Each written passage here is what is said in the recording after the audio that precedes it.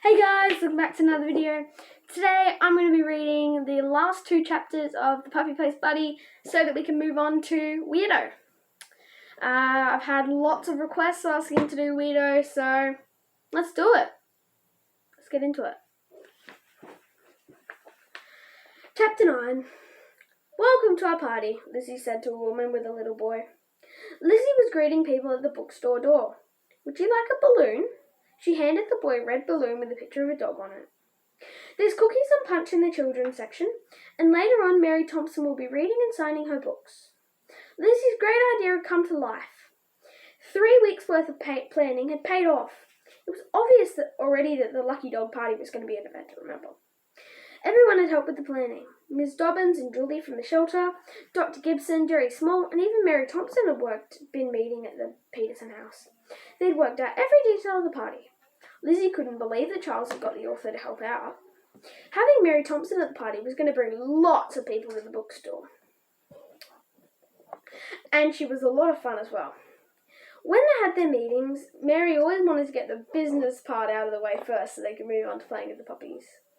Buddy was getting stronger every day and all the puppies were growing up fast. Cinnamon could already sit on command and Coco was learning to walk on a leash. All 3 puppies were eating solid food. They were just about ready for adoption. Lizzie and Charles tried not to think about that too much. Dad had been spending hours at the computer finding the mix CD for the party. He loved finding the right song for any occasion. And Mum had gotten an article into the Littleton News about the event. Publicity, she said. That's the key. It must have worked because people had been streaming into Lucky Dog books ever since the party had started. You ain't nothing but a hound dog was blaring over the sound system. Lizzie and Maria were taking their turn as official greeters. Are you interested in adopting a puppy or a dog? Maria asked as the woman and the boy Lizzie had greeted. If you adopt today, you get 3 free vet visits, plus a book about dog training and care. Sorry guys, I had to tell my sisters to be quiet, sorry. We'll definitely take a look, said the woman. She smiled down at her son. Jasper had been wishing for a dog ever since he was 2 years old. I know exactly how he feels, said Lizzie, giving Jasper a big wink. Have fun. Just then, Charles and Sammy came running up. We put 3 more yellow stickers, said Charles. Great news, Lizzie answered. Our system is working really well. She always hated to admit it, but it was true. At the very first planning meeting, Ms. Dobbins had said that they could not have all the dogs from the shelter in the bookstore. Too crazy, she said. They'd be barking and running around and stealing food. No one in their right mind would adopt a dog who was acting like that. Lizzie was disappointed until Julie came up with the greatest idea. That poster you and your friend made for the puppies is terrific, she had said to Lizzie. If you can make a poster for each dog at the shelter, we can put them up at the bookstore that day. People will get to see what the dogs look like and read about them. Great idea, Miss Dobbins had said, but there's just one big problem. There's no way that we can let people adopt dogs just from a poster. They really have to meet the dogs. You're right, said Julie. I've been thinking about that. I think I've come up with a fun idea. We can have 3 different stickers on the poster. One could say adopt me. Another one could say I'm interested in me. And the last one could say I found a home. The shelter is only a 5-minute walk from the bookstore. If people want to go meet the dogs, they can. So far there were 4 red I'm a lucky dog, I found a home stickers on the posters hanging all around the bookstore. These dogs were already adopted. Lizzie knew that she was going to miss walking them at Caring Paws, but she was happy to know that they'd found forever families. Charles and Sammy offered to be greeters for a while, so Lizzie and Maria took a walk around the bookstore. There were people reading all the signs and looking at the books for sale too. Dad's CD was playing, How much is that dog in the window? Which means the Bean was helping out the DJ booth. That was his favourite song lately. Mum was roaming around with her reporter's notebook. Dr. Gibson was handing out pamphlets on how to keep your dog healthy. Julie and Mrs. Dobbins were taking turns over at the animal shelter, introducing dogs to their possible new families. Cool, said Lizzie, pointing to one of the posters. Someone's interested in Tigger. There was a yellow someone's interested in me. Today might be my lucky day sticker on Tigger's picture. Great, said Maria. Hey, let's go visit the puppies. Skipper and her pups were the only real dogs allowed at the party. Jerry Small had set up a pen for them in the corner near the bookstore's cash register. He and Mary Thompson were visiting with the puppies when Lizzie and Maria walked up. Who's little Coco Puff? Cooed Mary Thompson, reaching in to pet Coco. "Hey there, Mr. Buddy," said Jerry, picking up the tan puppy. "You sure have grown," he added, holding the squirming puppy close. "You're a big boy now." Cinnamon gave a short bark, asking for the same attention her brother and sister were getting. "Pick me up, pick me up!" Cinnamon wanted a hug.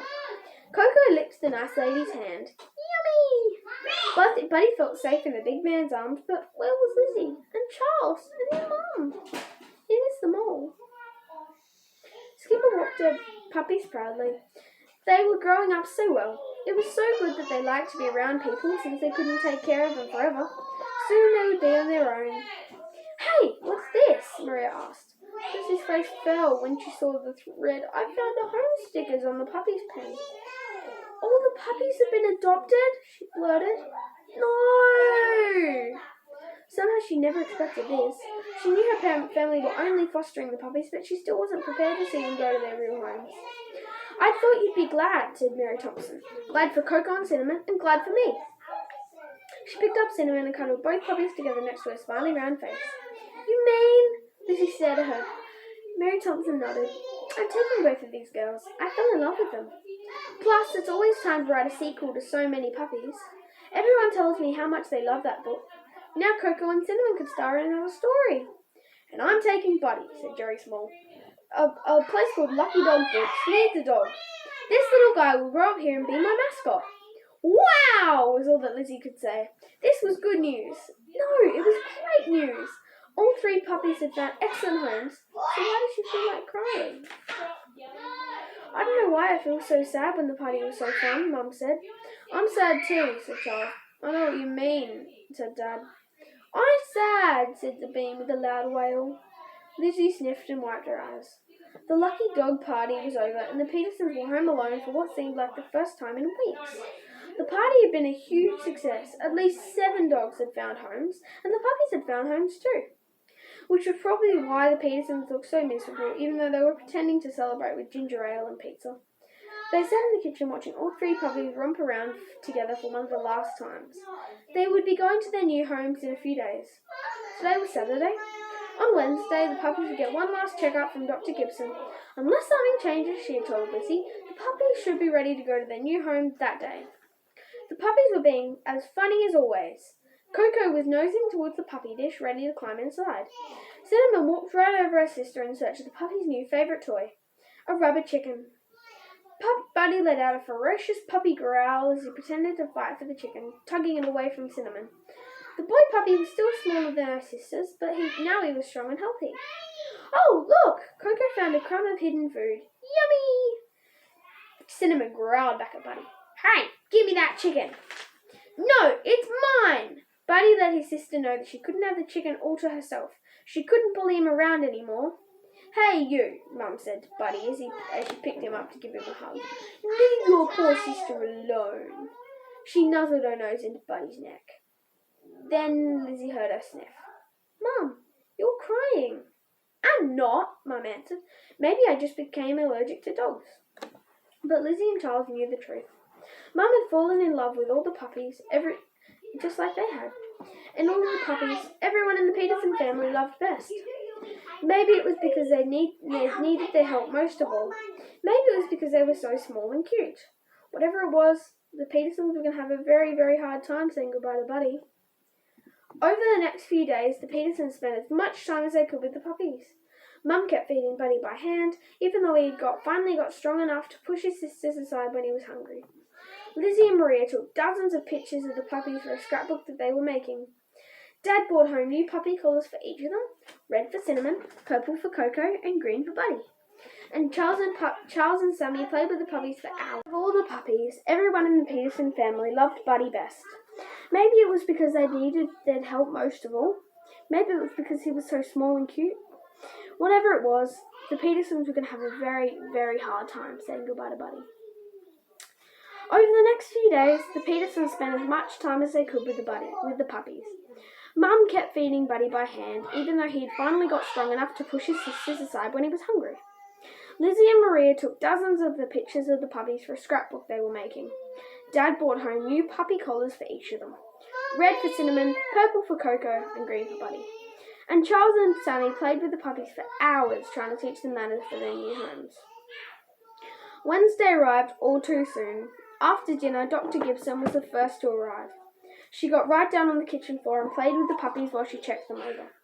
"These are the healthiest pups I've ever seen," she said after a few minutes. "Even the little guy's in great shape now." She took off her stethoscope. "I'd say they're ready to go," she said. "Looks like their mum thinks so too."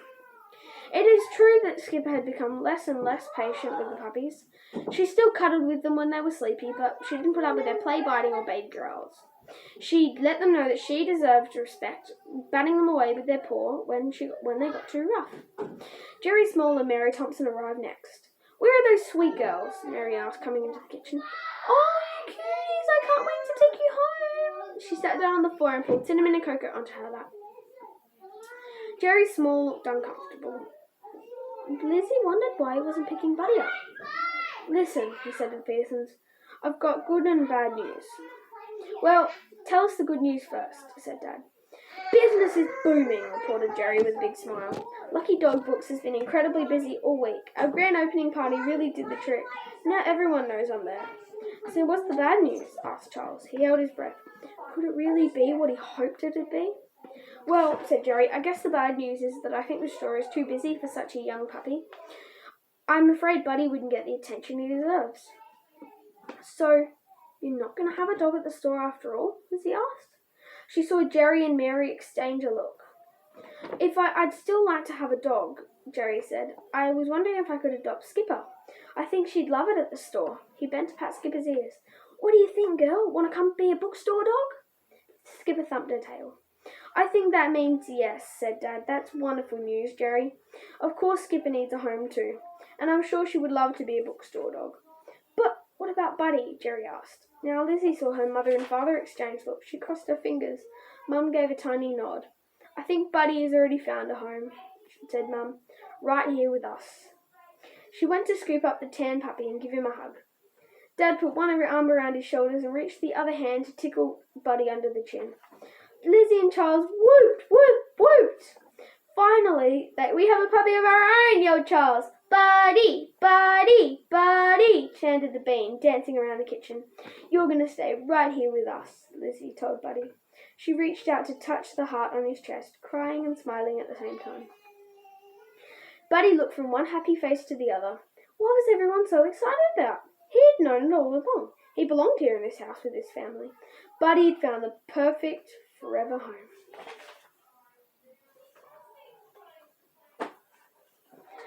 There's the Puppy Place Buddy. I hope you guys have enjoyed this. But next, I'm going to be moving on to Weirdo. And I don't know if you guys want me to start from Weirdo number 1. I'll put up a poll. Today, and guys, make sure that you comment on the poll so that I know which books you want me to read. Which one you want me to read, like if you want me to read from number 1, or would you like me to read the new ones, because I do have the new one, 21, or I could read from like number 10 or something, whatever. So, thanks guys for tuning into this video, and make sure to like for more, and subscribe. Thanks guys, see ya!